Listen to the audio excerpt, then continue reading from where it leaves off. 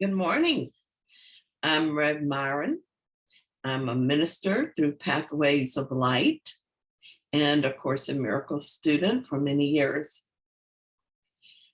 One of the things that I do as a minister for Pathways is that I share some courses that Pathways has designed to help us go more deeply into the course but mainly to practice it on a daily basis, and then to join with others to share what we are learning.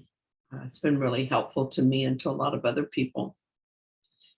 Another thing that I do is I go through the lessons. I've been doing this every year for several years. And as I go through them, I ask Jesus to clarify for me what it is that I'm reading so that I can understand it on the highest level I'm able to in this particular year. And then I write whatever comes into my mind at that point. So that's what I'm sharing today. And I thank you for being here with me, for watching my video. I invite you to like it and subscribe if you do like it. So the lesson that we're looking at today is lesson 335. I choose to see my brother's sinlessness. And what he tells us in this lesson is forgiveness is a choice. I never see my brother as he is, for that's far beyond perception.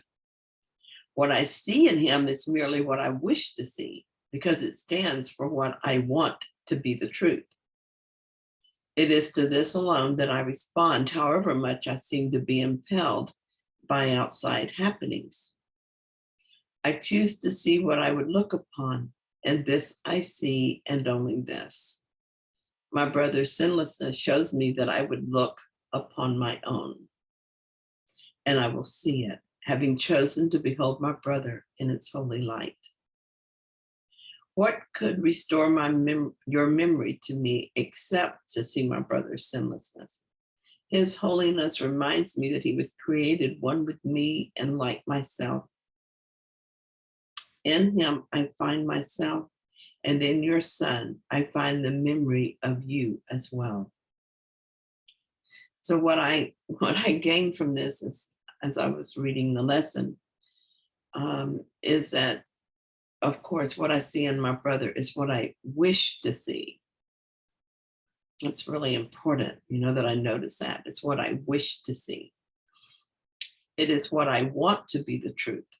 This is a very helpful statement. It can be a temptation to believe that we respond to others according to what they do or say or how they look, but we're always responding according to our own beliefs. And these beliefs represent what we want to be the truth. Reading this, I want to watch my responses more closely to see what it is that I believe about the world and myself. If I find that I want someone to be guilty, I realize that I will see myself as guilty. But as Jesus says, forgiveness is a choice. I'm free to change my mind through forgiving my present choice. I forgive that belief and let it go. In its place, I choose a belief that will bring happiness and peace to the world, and therefore to me. My experience has proven to me that this is true. I used to be judgmental of everyone. I believed that my judgments were justified by their actions and their words. I was also quick to judge myself on the same basis. After I studied the course for a while, I began to understand my error. Slowly, I learned to forgive these judgments, and in so doing, I forgave myself. It's fascinating to me to see the difference is made in how I view the world now. Nothing much has changed in the world, but how I see it is different, so different. And so how I experience it is different. Now, when I see someone acting from their ego, I just see someone who needs love. I give what is needed in the most appropriate way that I can.